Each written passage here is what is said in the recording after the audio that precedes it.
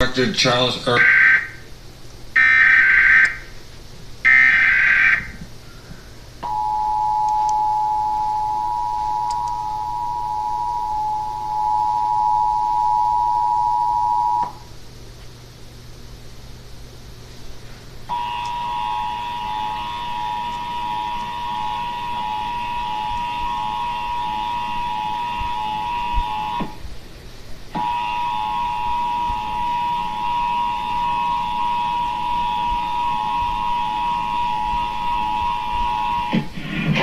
National test of the emergency alert system. This is only a test. Broadcast and cable operators in your area have developed this system in voluntary cooperation with FEMA, the FCC, and local authorities to keep you informed in the event of an emergency. If this had been an actual emergency, an official message would have followed the alert tone.